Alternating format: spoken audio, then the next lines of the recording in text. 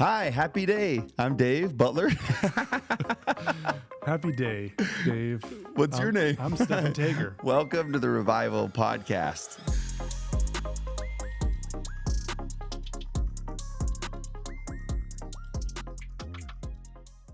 This is so cool. We're almost through the first season, I guess. Is that what we want to call them? We haven't even decided. Y'all, we just jumped into this, so we have no names for anything, but we're through almost to a general conference again. And that's kind of what is the, what do you say? It's what runs, it's our organization, because Stephan really needs someone to keep him organized. So if he doesn't have a good organizational structure, you could potentially just go off the door handle. What's that phrase?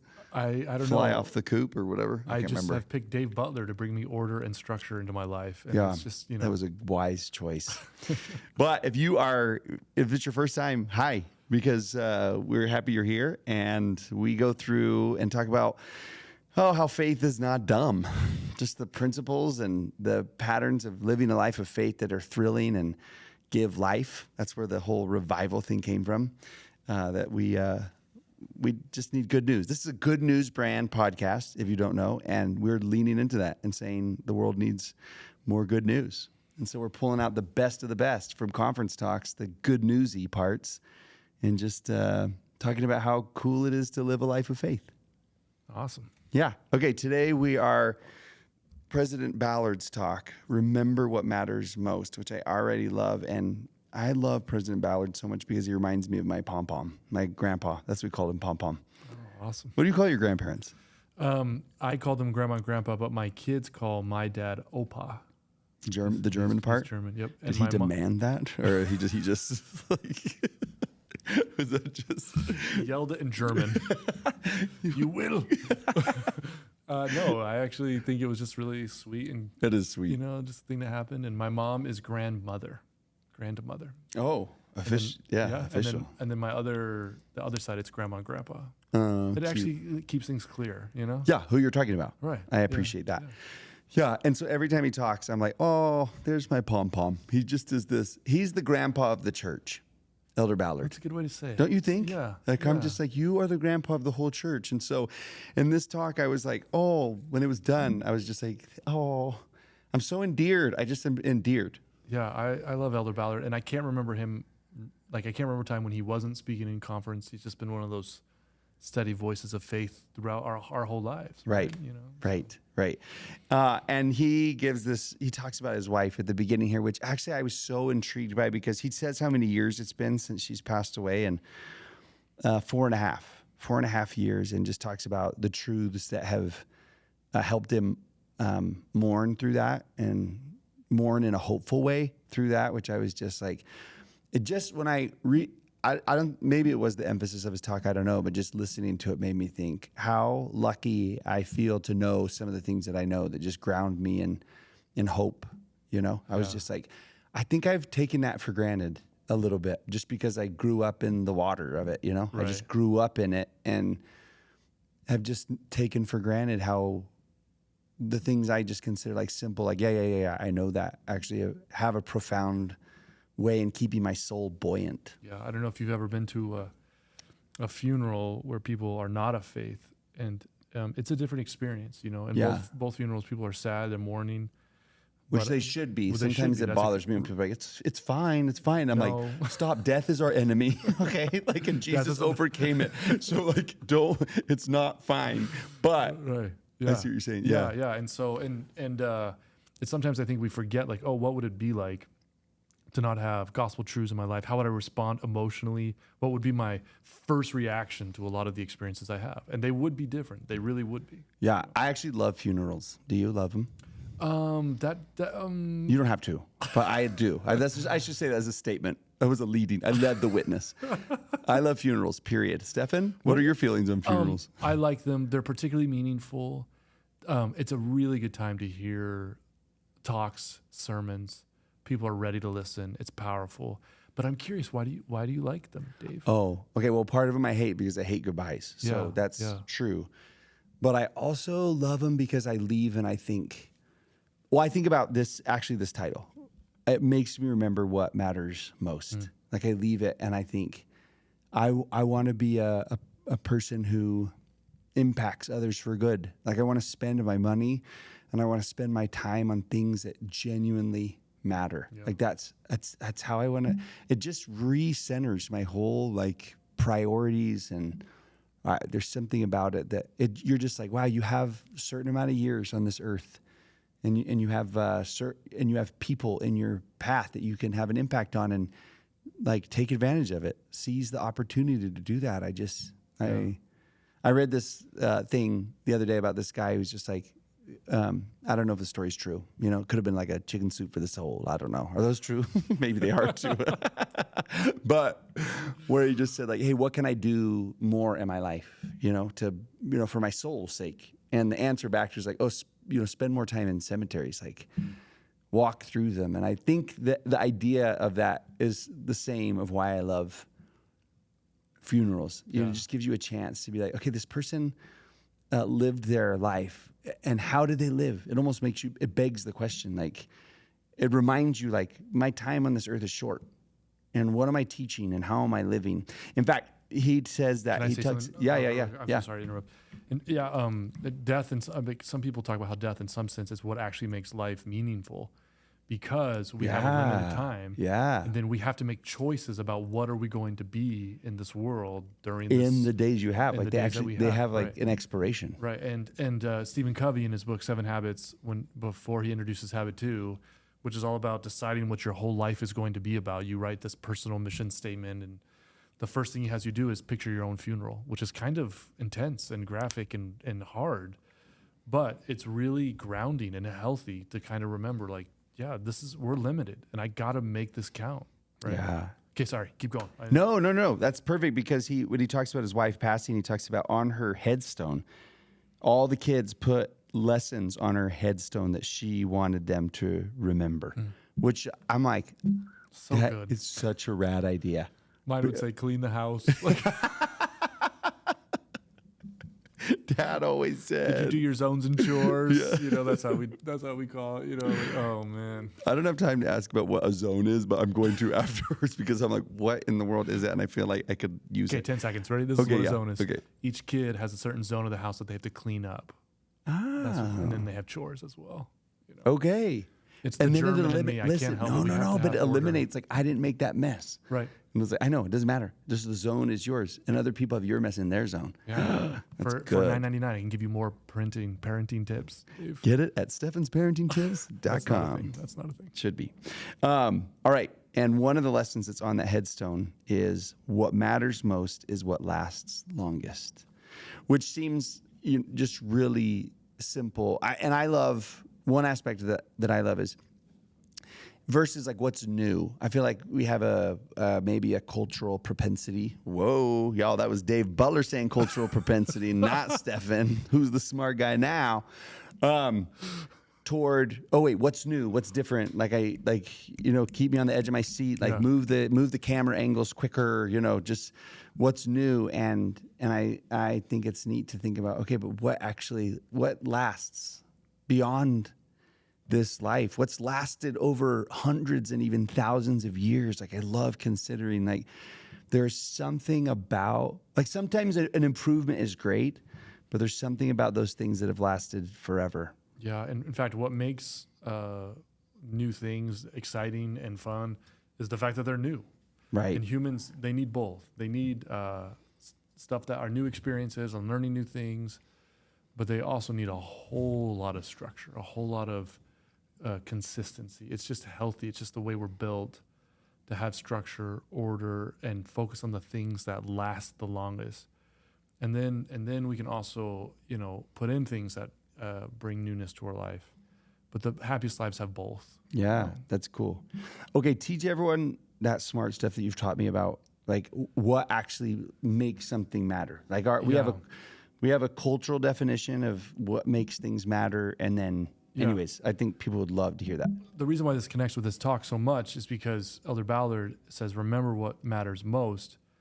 And right there is, implicit in what he's doing is he's claiming to tell people as an apostle of Jesus Christ what matters most. And right now in our culture, one of the things that we're really struggling with is that people think that they can sort of choose their own sense of meaning and purpose.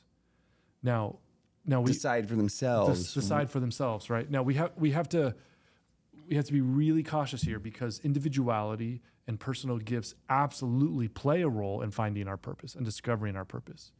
But it's sort of popular to say in pop culture, like, yeah, I discover what's meaningful for me and then I live that out. But I've quoted this before in quite a few episodes ago, I think way earlier in the podcast, if I remember correctly. But there's a philosopher named Ian Thompson, and he says, if I decide that something matters solely because I decide that it does, I can also decide that it no longer matters. And if I decide if something matters, then I'm not actually, in a sense, pushing up against reality. What apostles and prophets are trying to do, what Scripture's trying to do, and ultimately what Jesus is trying to do, is trying to reveal to us what actually is real, what actually is, how do humans flourish and live in the world, and what actually matters. And so the best sense of purpose comes when I sort of realize what reality is calling for me to do, and God is calling me to do within that reality. And that's where gifts and my own talents play a part, because Elder Ballard is going to lay out the foundational aspects of what it means to be a flourishing human, right? Or son of God, child of God, daughter of God. But within that, we also have our own unique gifts and identity. So when those two things come together, that's really the sweet spot. You know? So if I understand right, the way I've understood when you've said this to me before is that what matters most is actually a call from something else. Like someone, we would say, has declared what matters most and calls us into that. Instead of it coming from inside of me, that this is what matters, but something outside of me. It has to be that way. Otherwise, because if I just decide that it matters, then tomorrow you could decide it doesn't. Then it doesn't matter. And for something to matter, by definition, it has to be more consistent than that. Right. It has to be more solid than that. Yeah. And so people who study this kind of thing are looking for what pushes back, what is calling to us, what are the demands that are being made upon us. And I know that that's not a very popular, fun word, but what's there? What is real, right? And thankfully, we have Elder Ballard, who's authorized and inspired to lay that out. And I'm sure as you listen to this, as you listen to the things he's going to point, you're going to be like, yeah, that's true. Right. That just makes sense. Wait, that's what I thought at the very end. I was just like, somebody could say to me, like, I don't think that matters. And I would just say, like, well, then have you lived it? Have you experienced it? Because how when I live these things out that he talks about, I can tell it matters. Like, no question. Right? No question. And I didn't say that it mattered, and I'm not convincing myself that it matters, but like the fruits of it, my own experience say it actually matters. Right. So let's start. This is the first one he says. First, a relationship with our Heavenly Father and His Son, the Lord Jesus Christ, is most important. This relationship matters most now and eternity. First of all, he says relationship, right? Which is awesome. Which is so good. It's not being afraid of. It's not the way Jesus says it in John. He says, you are no longer my servants, but you are my friends, right? And so, yes, we serve God like we serve others, but He's the ultimate object of our service. But in His goodness and kindness, He actually just calls us into relationship with Him. Yeah. And quite radically, as Latter-day Saints, we believe that relationship will end in us becoming like Him, right? In some way that is so beautiful and mysterious and good. But that's foundational. The foundational truth of the universe is that we have a Father in heaven who loves us perfectly and wants us to be free and loving and joyous and creative and pure and holy. And that's the center truth of all reality. Yeah, and that relationship will be like relationships are living, and there's back and forth, and there's it demands things out of you, and there's love, and there's apology, and there's thrill, and there's discovery. Like I just think there's something about I am a big fan of the word relationship over like a religion or routine. I see their place, but I want to look at church, and I want to look at routine, and I want to look at habit through the lens of relationship. Yeah, I love that. And when we say demand, this is so important because you said it demands of us, and I actually really like that word. But it can, for some people, it can mean something sort of like I have to. And people would say, no, a good relationship, you don't feel like you're demanded into it. And that's not what we're saying. what we're saying, and you add to this however you want to say it too, Dave. But if I come home from work and I see one of my kids and I can tell that they're struggling with their homework and I have time, the situation calls for that. It demands it in a sense, not in this, right. not in like I have to, but that's what's needed, right? Adam Miller just wrote Original Grace. He spoke to the religion faculty and he said, love means to do what is needed. And I just wanted to get up and put a crown on his head and say, that was so awesome. I don't know why a crown, maybe a certificate would have been better. Nah, I would take the crown. But just say that is such a good way to describe that kind of love. Right. I do what is needed, right? That's what we mean when we say demand. Right. Love demands it. Right. Relationship demands it. Like by nature of it. No one's dictating it. Right. You know? It's like what the situation calls for. Right. And if there is a God, and there is, and if he loves us perfectly, and he does, and if he's given us this beautiful earth and our lives and food and bodies and the things that happen today, of course, I would talk with him every day on my knees in gratitude and praise for what he's given me. It's just honest to Right. pray. It's just true to the situation. Yeah. To have a relationship with him. Yeah. And there's natural rules of relationship. Yeah. You're just like, wait, there's just ways of living and responding that either help a relationship flourish or they help it deteriorate. Absolutely. Like that's just the reality of it. Okay, second. I love that one.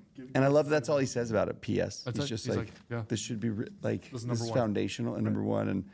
And then he says, you guys go talk about it forever on your podcast. It's just okay. Second thing he says that family relationships are among those things that matter most. And I really, really, really love that Elder Ballard includes friends, neighbors into the category of family. So he's just talking about the people aspect where he's just like, we do life together. You experience grace and goodness and God together. You've experienced the love of God through other people. You manifest the love of God to other people. Like there's just like relationships, friendships, like all of those things. Like, man, I don't know how many times I just think to myself. I don't know if we were talking about this, but I came home from one of my Israel tours, and I was talking to somebody. What was your favorite part of the tour? Because it changes every time. And that's so fun because something surprises you every time. And I came home from this one tour and I was just like, they're like, what was your favorite part? And I was like, we all hung out at a gas station waiting for a bus. And I realized that the reason that was so incredible for me is because the people who were there. I was like, actually, the best part of the tour is the people. Like I love going to all of the places, but the thing that I genuinely love about the trip is like, we were at a gas station. Like we did really cool things. We stood at the 16th century walls of Jerusalem and we did all these awesome things, but it was just like, also it's just really rad that people can make a gas station come alive. Yeah. And that just goes to show that we genuinely don't need a lot of amazing experiences or money to have happiness, because laughing in the front room, I mean, can I just in your house, that's heaven. I mean, just last night on Tuesday night, it's Huga night in the Taeger household, and so that's just when we just kind of hang out and talk, and we have different activities for each night. And Tuesday night's Huga night, and last night we were sitting out. What is Huga? It's like a word. I don't know exactly what it means. Is it that Sweden word that people? H-Y-G-G-E. And I think yeah. I think it's connected I to see that word a lot, and I don't know how to pronounce it. Yeah, okay. Yeah. And so last night we were outside. It's like when you first had to pronounce the word meme, and nobody knew. Is it meme? I saw this meme. Okay. And so we're outside in the backyard. Wait, how do I say it again? Huga? Huga. Okay. Yeah. And so we're out in the back, I think. Now I'm questioning myself. But I got to get to this part so we can get to more of the talk. I'm sorry. So we're outside in this little fire thing that you actually turn on. It's one of those fires, so it's not a real fire. And Ella puts her feet up against it. She's 6, her little toes. And then Abby puts her feet up. Anna's there reading a book. Andrew comes out and he's looking at his football cards. And I'm like, that's it. that's it. That's all I need right here. Right. You know, I Right. don't need anything else. And so when Elder Ballard says family relationships are among those things that matter most, that's reality. That's not just cute. That's not just nice. It's absolutely just reflects what we are as human beings. Yeah. And it's the people. It's people, man. Where, Yeah. you know, and whether it's around the fire with the kids or it's your friends at the gas station, Yeah. you know, and you just got overcharged for your drinks, but you just it's like just spend we're a human family. I love that he expanded that concept of a human family. And I really appreciate and love our individual core families, you know, like in our own homes and everything. But I also am so endeared to the concept of the human family, like all of us all together. Like I love it. That's at the heart of sealing, is that eventually, now we're not just sealed to our individual families, but eventually the whole human family will be sealed. Elder Ballard, he adds this: nurturing these important relationships is a choice. Why would an apostle say that? Why would he take the time to say that? I think maybe because sometimes people are not as deliberate as they could be about building relationships, right? Yeah. A choice to be part of a family requires commitment, love, patience, communication, and forgiveness, right? Okay. The next one is this following the promptings of the Spirit.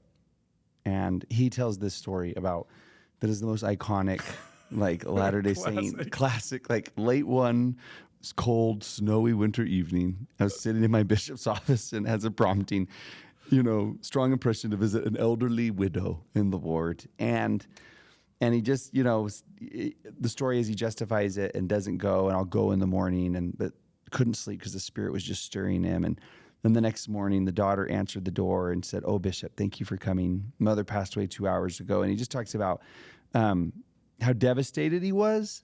And then this line really got me. He's like, "I'll never forget the feelings of my heart. I wept. Who more than this dear widow deserved to have her bishop hold her hand, comfort her, and perhaps give her a final blessing?"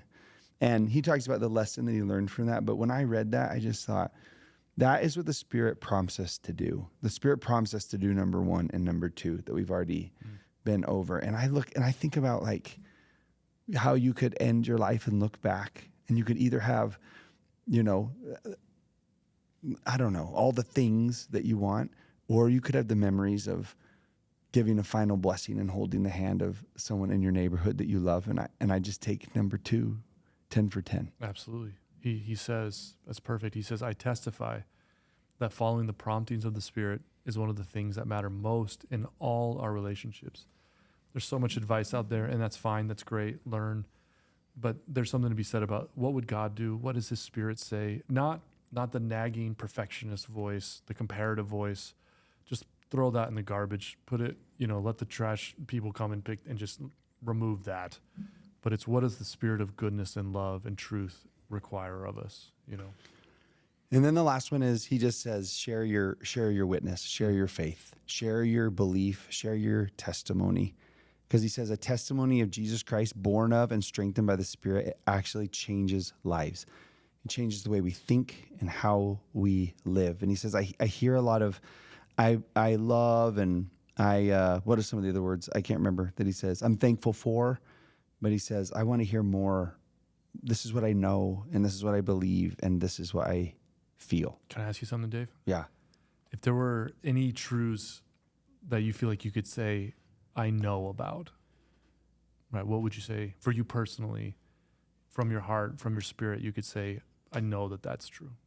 I know that there's a God in heaven who is engaged in my life, in my interests, with my family, the Father and the Son and the Spirit together. Like I feel watched over. I feel cared for. I feel loved, and their presence is real. And the impact that they have on my heart and situations are real. Like I